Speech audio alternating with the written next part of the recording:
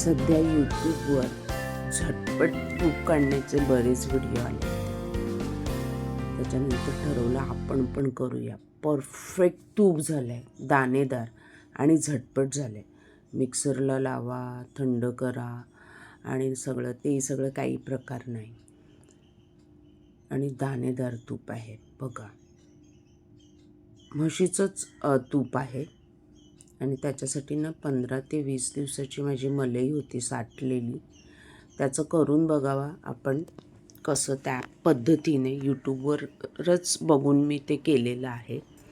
ही मलई काढून घेतली, फ्रीझरमध्ये साठवलेली असल्यामुळे ती कडक झाली आहे.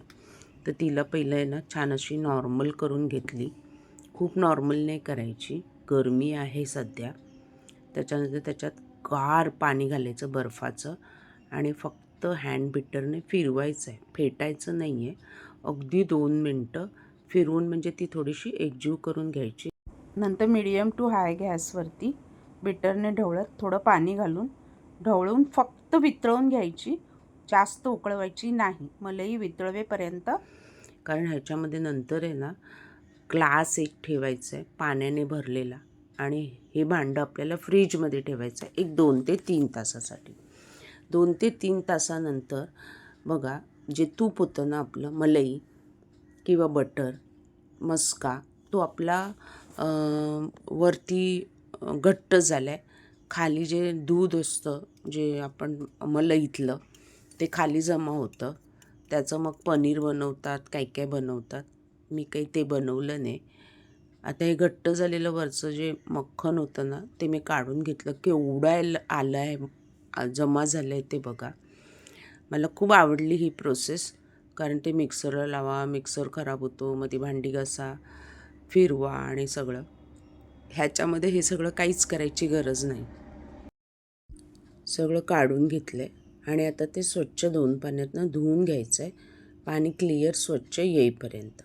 बघा केवढं मक्खन आपलं निघालं आहे. ह्याचं तुम्ही बटरही बनवू शकता. बटर बनवण्यासाठी त्याला मीठ घालून फेटावं लागतं. आधी फेटून घ्यायचं, नंतर मीठ घालून मिक्स करून फ्रीजमध्ये ठेवू शकता. पण त्याच्यासाठी हे छान असं 2-3 पाण्यातनं स्वच्छ धुवून घ्यावं लागतं. नाहीतर तो मलई साचवल्याचा एक उग्र स्मेल असतो ना, तो स्मेल येतो बटरला किंवा तुपाला. धुताना थंडगारच पाणी वापरायचं आहे. जेव्हाही बनवत असाल तेव्हा 2-3 बाटल्या फ्रीजमध्ये थंड पाण्याच्या भरून ठेवा. बघा मस्त गोळा. आणि झटपट झाला माझं, काही वेळ अजिबात लागला नाही. नाही तर पूर्वी मलई साचवून ते परत तूप करायला मला कंटाळा यायचा, कारण खूप वेळ जायचा, भांडी खराब व्हायची, खूप गोष्टी, मिक्सर खराब व्हायचा. आता हे परफेक्ट आपलं साधारण माझं 1/2 किलोच्या वरती तूप तयार झालं आहे. 15-20 दिवसाची असेल मलई माझी जमलेली. कंट्री डिलाईटचं म्हशीचं दूध घेते मी, फुल फॅटवालं, आणि त्याची ही मलई, कारण त्याला खूप अशी घट्ट मलई येते. तुमच्याकडे अजून घट्ट कोणतं म्हशीचं दूध मिळत असेल तर ते घ्या. गाईच्या दुधावर तेवढी मलई येत नसल्यामुळे तो तसा प्रयोग केला नाही मी. पण केंद्राचं जे दूध मिळतं ना, महाराष्ट्र शासनाचं, त्याच्यावर मलई आणि तूप चांगलं येतं.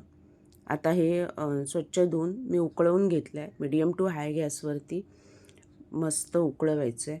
उकळवताना त्याच्यात मावा तयार होतो, ज्याला बेरी बोलतात. काही जण बेरी बोलतात. ती नुसती साखर घालूनही खातात, किंवा मग तो वाटीभर असा छोटासा तयार झाला माझा, तो कशातही तुम्ही वापरू शकता मावा म्हणून, कारण तो मावा असतो. तो लाल एकदम काळा करपट नाही करायचा. थोडासा लालसर रंग आला की गॅस बंद करायचा. 10 मिनटं तसंच सोडून द्यायचं. त्याच्यातला जरा गरम कडकडीतपणा जाऊ द्यायचा, का आपण ते काचेच्या बरणीत भरणार आहोत म्हणून. त्याच्यानंतर तो मावा बघा, तो आता गाळून घ्यायचं तूप आपलं, म्हणजे तो मावावरती जमा होतो आणि तूप बरणीत आपलं जवळजवळ 1/2 किलो माझं तूप तयार झालं आहे. आणि थंडगार झाल्यानंतर ते असं दाणेदार झालं आहे. कडवताना मी थोडंसं मीठ चिमूटभर त्याच्यात टाकलं होतं. मिठाने दाणेदार होतं तूप. मला तो व्हिडिओ काढता त्यावेळी बंद होता कॅमेरा, त्यामुळे तो व्हिडिओ घेता आला नाही. पण एक छान टिप्स मस्तपैकी, की तुम्ही लक्षात ठेवा की मीठ टाका चिमूटभर, म्हणजे तुमचं तूप दाणेदार तयार होतं. ह्याच्यात वेलची, लवंग वगैरे पण घालू शकता, तुपाला छान असा अरोमा, फ्लेवर येण्यासाठी.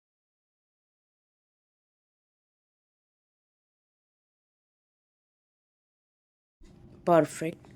पाव किलो जास्त असेल कदाचित, पण अंदाजे पाव किलो तूप तयार आहे. आणि थंड झाल्यानंतर बघा दाणेदार मस्त, रंग पण सुंदर आला आहे, अरोमा पण अप्रतिम होता. करून बघा घरच्या घरी सोप्या पद्धतीने मलईपासून तूप.